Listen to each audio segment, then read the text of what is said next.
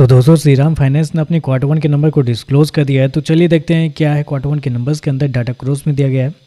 तो देखिए पिछले क्वार्टर में कंपनी 12,513 करोड़ का रेवेन्यू जनरेट की थी ऑपरेशन के थ्रू। पिछले साल 11,536 करोड़, जबकि अभी देखते हैं तो बढ़ के 13,400 करोड़ आपको जाता हुआ देखने को मिला। तो कंपनी का रेवेन्यू देखते हैं साल दर साल आपको बढ़ते हुए देखने को मिला है।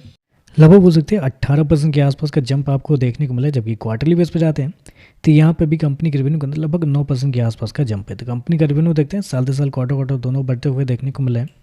इंटरेस्ट इनकम देखते हैं पिछले क्वार्टर में 12,093 करोड़ जनरेट किए थे, पिछले साल 11,173 करोड़, जबकि अभी देखते हैं तो 12,916 करोड़ आपको देखने को मिला। तो यहाँ पे देखते हैं तो यहाँ पे भी आपको तेजी देखने को मिली साल दर साल क्वार्टर दोनों।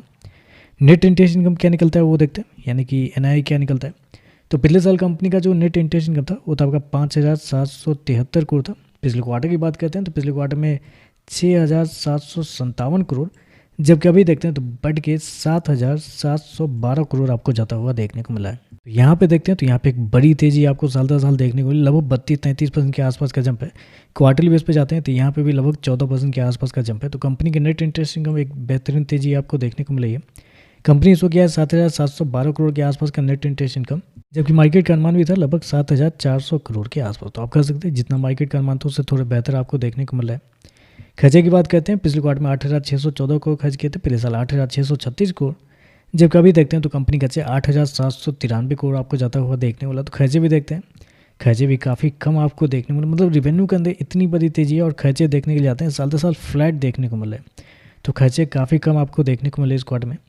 चलिए कंपनी का प्रॉफिट क्या निकलता है वो देख लेते हैं। तो देखिए पिछले क्वार्टर की बात करते हैं तो पिछले क्वार्टर में कंपनी 3,015 करोड़ के आसपास के प्रॉफिट में थी, पिछले साल 2,155 करोड़, जबकि अभी देखते हैं तो बढ़ के 3,447 करोड़ आपको देखने को मिला है। तो साल दर साल जाते हैं तो साल दर साल कंपनी के प्रॉफिट के अंदर एक बड़ा जंप आपको देखने को मिला है। लगभग बोल सकते हैं 65% के आसपास का जंप है कंपनी के रेवेन्यू के अंदर साल दर मतलब प्रॉफिट के अंदर साल दर साल।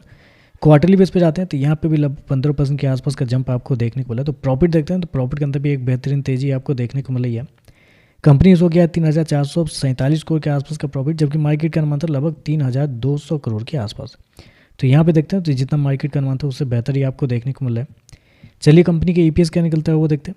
तो देखिए पिछले क्वार्टर की बात करते हैं तो पिछले क्वार्टर में कंपनी का EPS 16 रुपये के आसपास था, पिछले साल देखते हैं 11.48 रुपये, अभी देखते हैं तो बढ़ के लगभग 15 रुपये आपको देखने को मिल रहा है।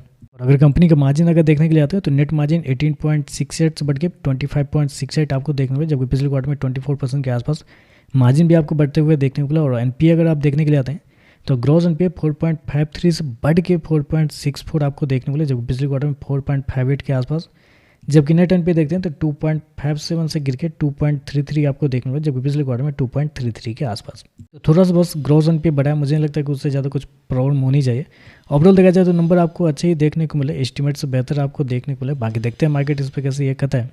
वीडियो पसंद आया तो लाइक कीजिएगा, साथ में साथ चैनल को सब्सक्राइब जो कीजिएगा। धन्यवाद।